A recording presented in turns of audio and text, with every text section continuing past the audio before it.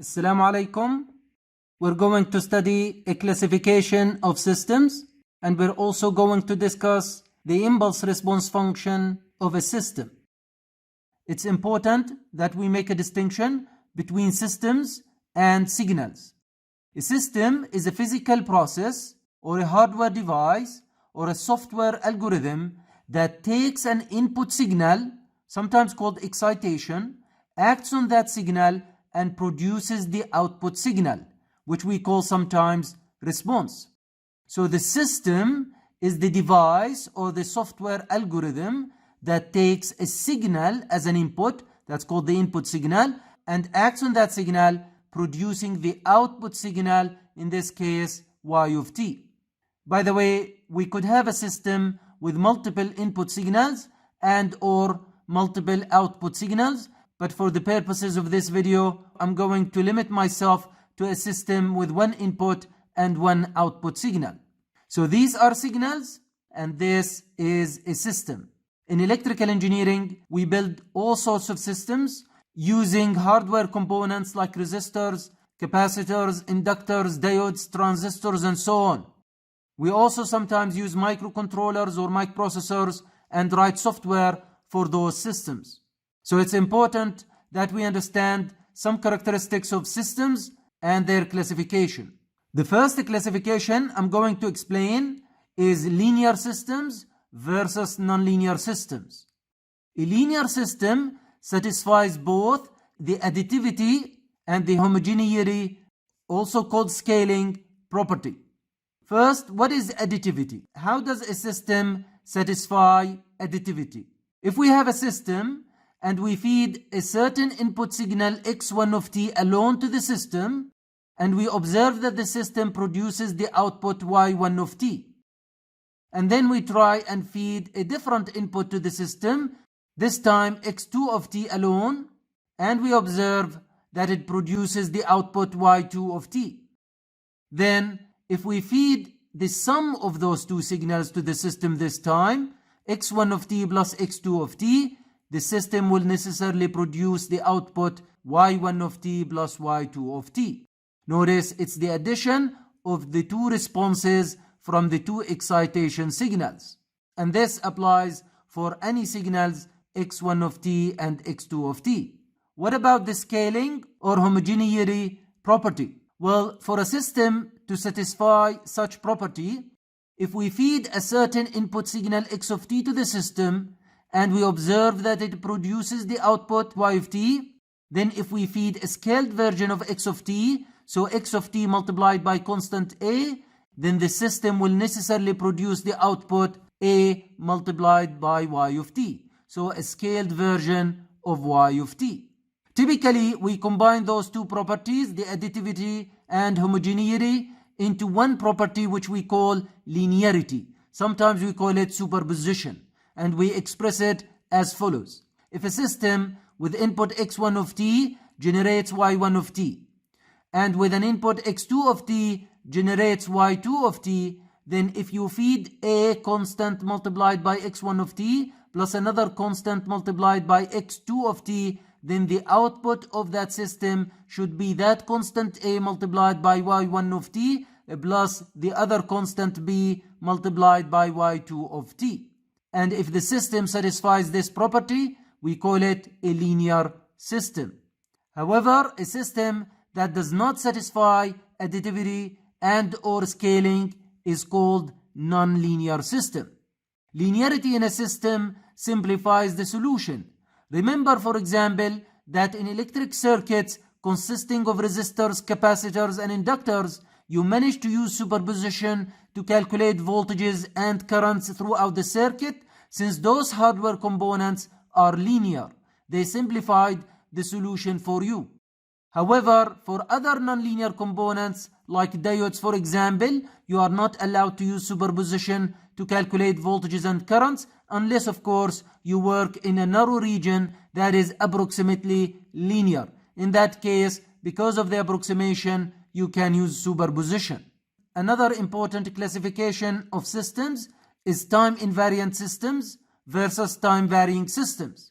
For a time invariant system, a time shift like a time delay or time advance in the input signal, causes the exact same time shift in the output signal.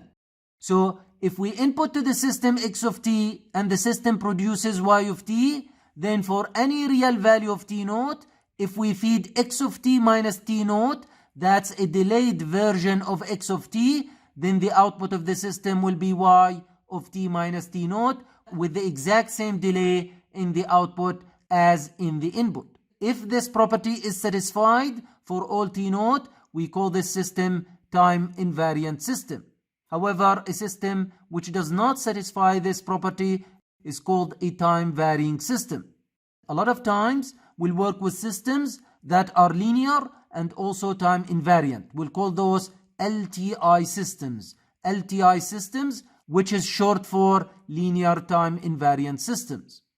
A third classification is causal versus non-causal systems. In causal or physical systems, the output of the system at the present time depends only on the present and or past values of the input. Thus, in a causal system, it's not possible to obtain an output before an input has been applied to the system.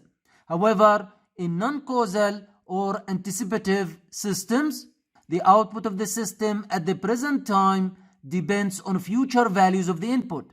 So the system has to predict what the input is going to be in the future, which is not something we're going to work with a lot in real life.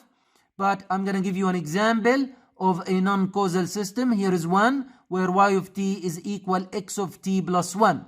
So at time equals 0 second, y of 0 seconds is dependent on x of 0 plus 1. So it's dependent on the value of x at 1 second, which is in the future.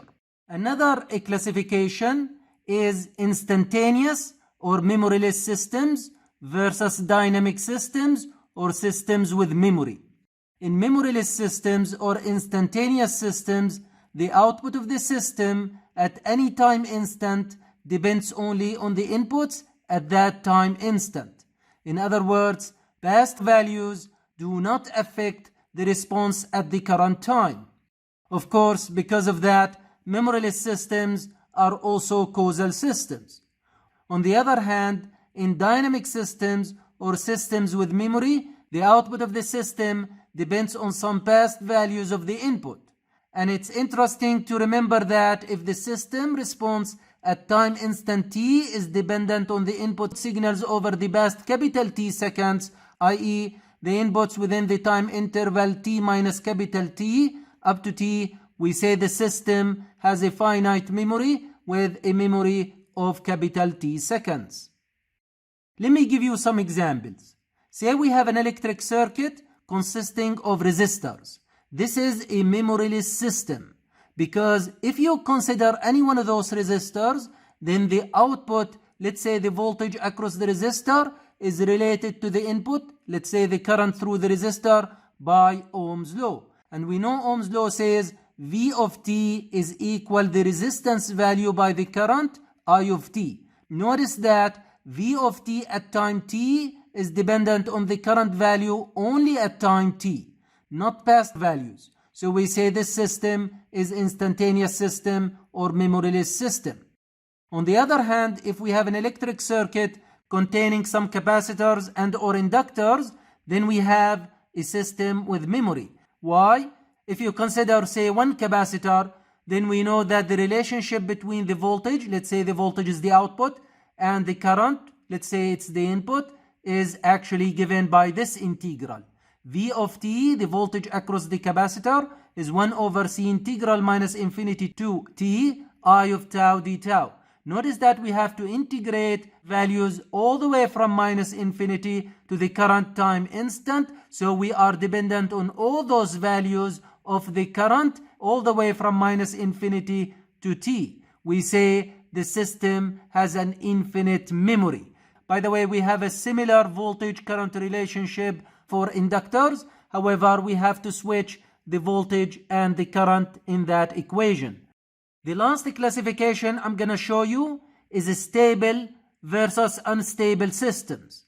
In a stable system, every bounded input applied to the input terminal, for example, my x of t is bounded by a maximum value k1 should result in a bounded output y of t. Notice that y of t is also bounded, say to the same bound or a different bound k2, where k1 and k2 are finite real constants.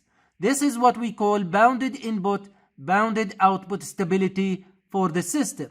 Otherwise, if not all bounded inputs lead to a bounded output, then we call the system unstable system. Here is an example. Let's say we have a system where y of n, that's the output, is equal n plus 1 x of n. That's the input. Notice that this system cannot be considered to be a stable system, because if the input x of n is equal 1, which is of course bounded to the maximum 1, then the output y of n can increase without bounds if we increase the index n. Then the output here is not bounded to a certain limit. This is unstable system. I want you to solve a couple of examples to practice classifying systems. What I suggest is that you pause the video, try to classify the system yourself, and then look at my answers. This is our first example. The following is an analog modulator system which has an input signal x of t and an output signal y of t is equal x of t multiplied by cosine omega ct. This is an important system you will study in communication systems. It's called a modulator, and that modulator consists of a multiplication device, which we typically call mixer, that multiplies your input x of t, whatever signal you feed here, by a carrier, which is a sinusoidal signal, cosine omega ct. Omega c is the carrier frequency. Typically, we generate cosine omega ct using an oscillator, and then we multiply the carrier by x of t. We get the output. Y of t is equal x of t cosine omega ct. Now, try to classify this system. Is it linear, non-linear, time invariant, and so on, while providing clear explanation for your answers. You can pause the video, figure out the answers, and then look at my solution. First, the system is linear, and we can prove that this is the case by doing 3 experiments. First, we feed x1 of t to the system. We see what is the response.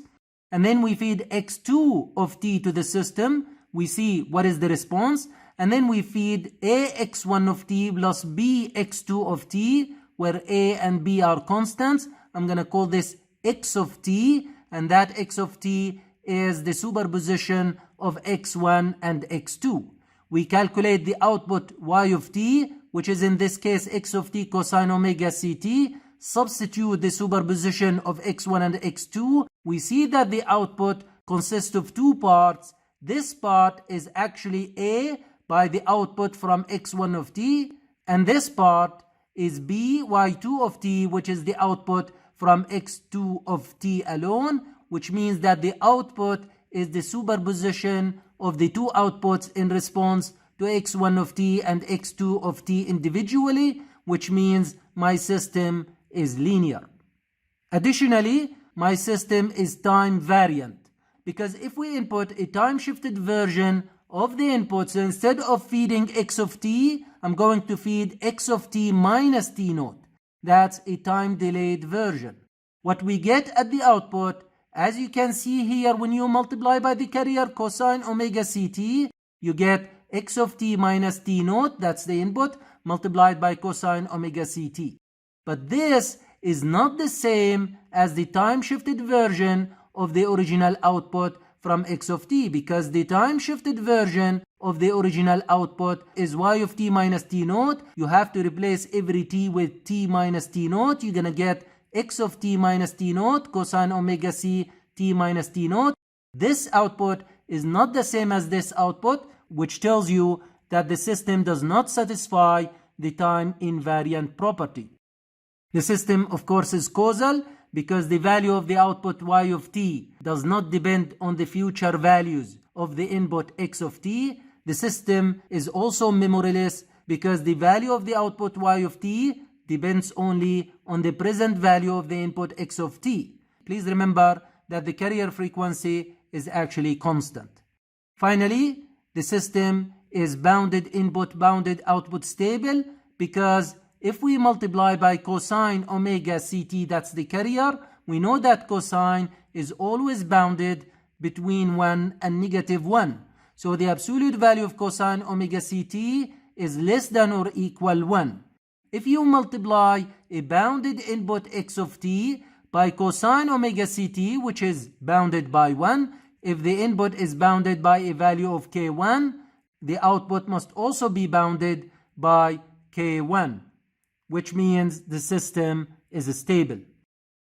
This is another example where the system has an input that is discrete time signal x of n, and the output is a discrete time signal y of n that is a delayed version of x of n. So y of n in this example is x of n minus 1. Now please classify the system and explain why. Here are the answers. The system is linear because if I feed x1 of n to the system and I feed x2 of n to the system, and then I feed the superposition a x1 of n plus b x2 of n, and notice that the output is the superposition of the two outputs in response to x1 of n and x2 of n individually. The system is time invariant because if we input a time shifted version of the input, which is xn minus n naught, so we're going to delay x of n by an amount of n naught. What will happen is that the system will delay your input by another time unit, so the total output is x of n minus n naught, that's from the input, minus 1 from the system.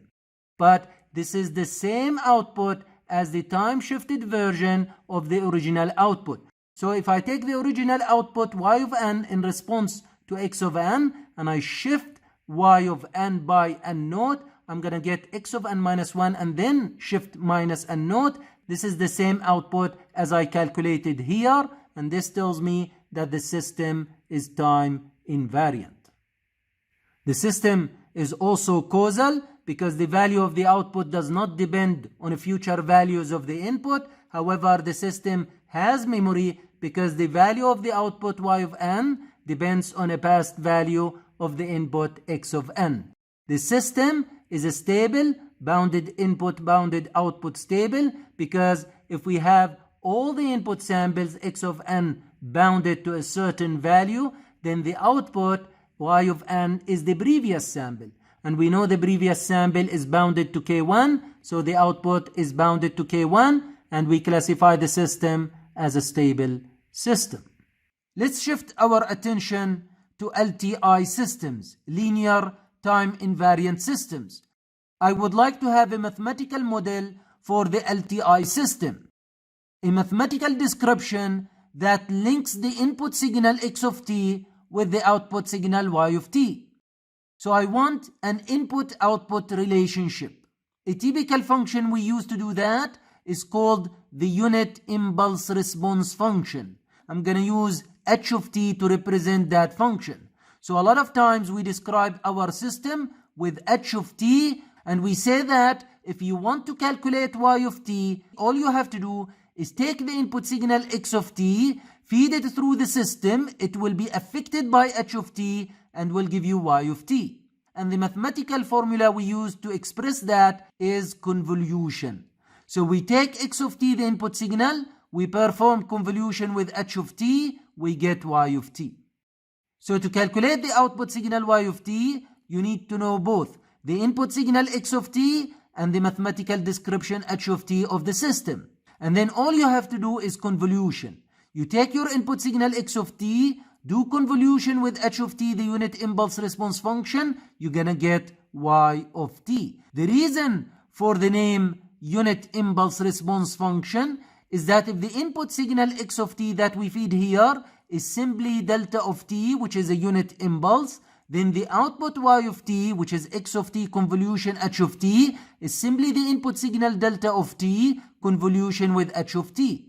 And I know that if I do convolution with an impulse located at 0, I get the same exact function, so the output will be h of t. Hence, if you feed here an impulse to a system with h of t impulse response function, then the output will be h of t, and this is where the name comes from. Some students think that because I have to do convolution between x of t and h of t to get y of t, this will take a lot of time and a lot of effort. But to be honest, this is only time domain. We could alternatively work in frequency domain if I calculate the Fourier transform. So if I say, what is the Fourier transform of y of t, which is y of omega? You say it's the Fourier transform of x of t convolution h of t. And I know the Fourier transform of convolution. This is an important property. It's x of omega multiplied by h of omega. Or you could say h of omega, which is the Fourier transform of h of t, is the output signal y of omega divided by the input signal x of omega. That's why a lot of times we limit ourselves to frequency domain and we describe the system using h of omega, and we say work with the input signal in the frequency domain, the Fourier transform of x of t, which is x of omega, and calculate the output, which is the Fourier transform of y of t, that's y of omega, using the expression y of omega is equal to x of omega multiplied by h of omega. By the way, this h of omega has a different name. It's called the frequency response function or the frequency transfer function of the system. Sometimes for hardware components, I replace the symbol of the input signal x of omega with v input of omega. And I replace the output signal symbol y of omega with v output of omega, just to indicate that the input is voltage and the output is voltage. In this case, h of omega is equal v output of omega divided by v input of omega. To summarize, in many cases, it's easier to work in the frequency domain because we get multiplication than in the time domain, because then we have to do convolution. Please remember that h of omega, the frequency response function or the frequency transfer function, is in general a complex number. So it has a magnitude and a phase shift. A plot of the magnitude of h of omega shows the magnitude gain of the system versus the frequency omega, which is the gain experienced by an input sinusoid at that frequency. This absolute value of h of omega plot is called the magnitude frequency response or the amplitude frequency response. On the other hand, a plot of the angle of h of omega or the phase of h of omega shows how the system modifies or changes the phase of the input sinusoid of a frequency omega. This angle of h of omega plot is known as the phase frequency response. Both the magnitude of h of omega and the angle of h of omega show at a glance how the linear time invariant system responds to sinusoids of various frequencies. I'll show you, God willing, how h of omega can be extremely useful as we study a special type of systems called filters in the next lecture. Until then, if you have any questions, please leave them in the comment section. Goodbye.